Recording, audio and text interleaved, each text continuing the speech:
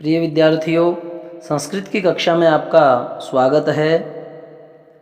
आज हम कक्षा 6 के प्रथम अध्याय के अभ्यास प्रश्नों को करेंगे। तो पहला प्रश्न है आपका कि वर्ण संयोजनेन पदम लिखत। वर्ण को संयोजित करके, इकट्ठा करके इस पद को आप पूरा लिखो। तो पहला नाम है हमारा, यहाँ देखिए, चषकः। अब यहां देखो, आप कोई हलंत नहीं लगा हुआ। जब व्यंजन को हलंत नहीं लगा हुआ होता, हलंत इस प्रकार से जब व्यंजन को कोई हलंत नहीं लगा हुआ होता तो इसका मतलब वह व्यंजन पूरा है। और यदि व्यंजन को हलंत लगा हुआ होता है या वह व्यंजन आधा लिखा हुआ होता है तो इसका मतलब उस व्यंजन में अब कोई स्वर नहीं है। जैसे यहां देखें, ये लिखा है स्वयं, तो स यहां पर आधा है, आगे है व के अंदर आपको अब स्वर है। तो इस प्रकार से यहां देखें, व आधा नहीं है, यहां व में स्वर है। और ऊपर र देखें, आधा र। अगर कोई व्यंजन आधा मिलता है तो उसमें स्वर नहीं है। और यदि कोई व्यंजन आपको पूरा लिखा हुआ मिलता है, जैसे ये च लिखा हुआ है, तो इसका मतलब इसमें स्वर है। स्वर कौन सा है? स्वर है आपका इसमें अ। यदि आपको स्वर दिखाई दे जाता है तब तो ठीक है, जैसे उ की मात्रा, ई की मात्रा, ए की मात्रा, तब तो आप ढूंढ लेते हैं कि हाँ जी इसमें ये स्वर है। जैसे यहां देखिए, शौचिकः, तो स में औ का स्वर है, च में ई का स्वर है, ये तो आपको ढूंढने से मिल जाते हैं। जैसे यहां देखिए, क में औ का स्वर है। लेकिन जब आपको इस तरह से कोई स्वर दिखाई ना दे तो आप समझें कि उसमें अ तो है ही है। कोई भी ऐसा व्यंजन नहीं है जो बिना स्वर की सहायता से ना बोला जाए। तो इस प्रकार यह जो च है, अब उसका हलंत हटा करके अब हम उसमें अ डाल देंगे। जैसे ही च का हलंत हटाएंगे, उसमें अ डालेंगे तो ये नाम बन जाएगा च। उसी प्रकार श में अ डालने से ये भी पूरा बन गया। उसी प्रकार क में अ डालने से ये भी पूरा बन गया। और विसर्ग साथ में लगा देंगे तो बन गया नाम हमारा शब्द, जिसे हम पद कहेंगे चषकः। आगे देखिए, ये स है। स में औ की मात्रा डालने से क्या बनेगा? सौ। और च में छोटे ई की मात्रा, इस साइड से जो मात्रा डलेगी उससे क्या बन गया? ची। और क में इसी तरह आप अ डालेंगे तो क्या बन गया? शौचिकः। ये देखिए, शौचिकः। उसी प्रकार ये श, इस श में आप उ डालेंगे तो क्या बन गया? शु। जैसे यहां बन गया ये शु। और फिर न में आपने अ डाला तो ये न पूरा हो गया। उसी प्रकार क का हलंत हटा करके आपने इसमें औ को समाहित किया तो क्या बन गया? कौ। आगे देखिए, ध में जब आप हलंत को अलग करेंगे तो इसमें आ आपको डालना पड़ेगा, तभी हलंत अलग होगा, वरना तो ध आपका आधा का आधा रहेगा हलंत लगने से। तो ध में जब आ डालेंगे तो ध तो आधा है, व्यंजन सभी आधे होते हैं, उनमें जब उनको पूर्ण किया जाता है तब ये माना जाता है कि उनमें कोई न कोई स्वर है।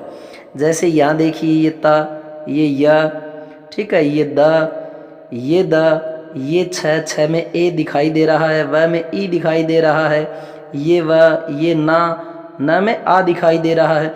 तो आपको व्यंजन में यदि हलंत दिखाई देता है तो इसका मतलब वो आधा है। अब आप जो भी उसमें स्वर डालेंगे वो साथ में उसके लगा दें। जैसे ध में आपने हलंत हटा करके आ समाहित किया तो धा बन गया। उसी प्रकार व में आपने हलंत हटाया और अ डाला तो ये व बन गया, क्योंकि व अब स्वर से पूर्ण हो गया।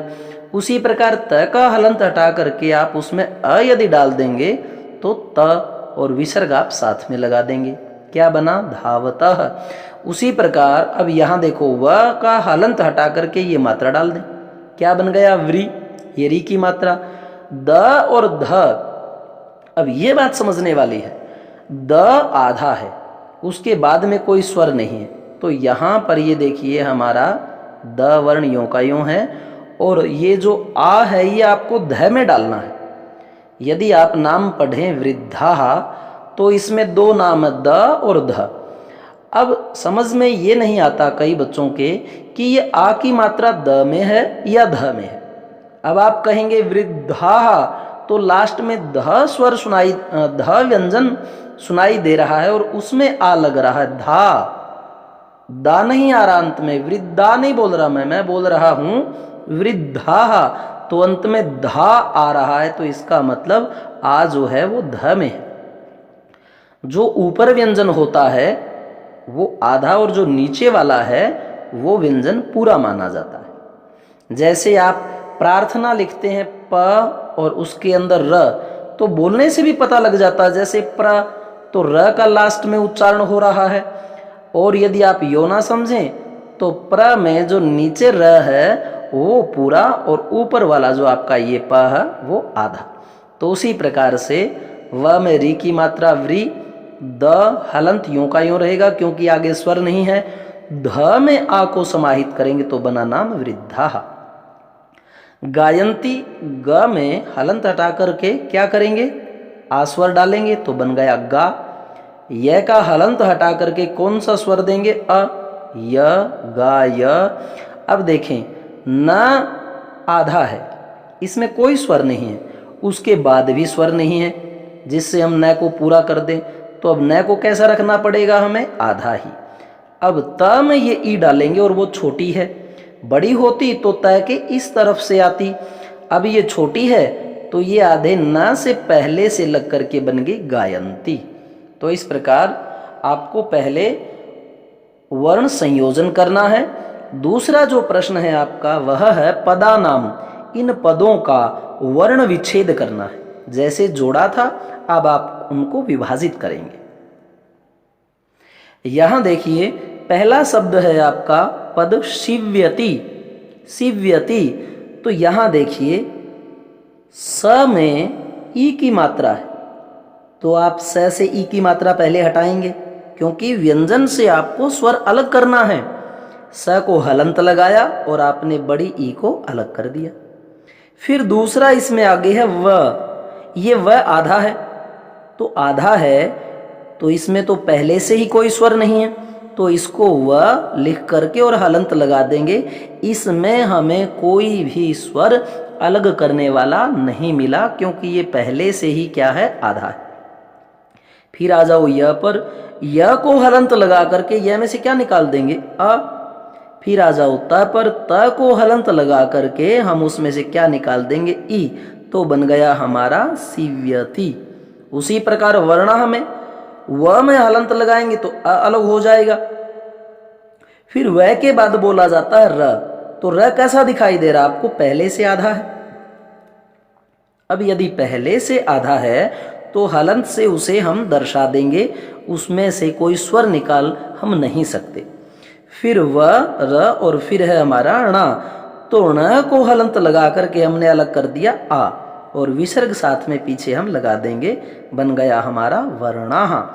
आगे है कुकुरऊ।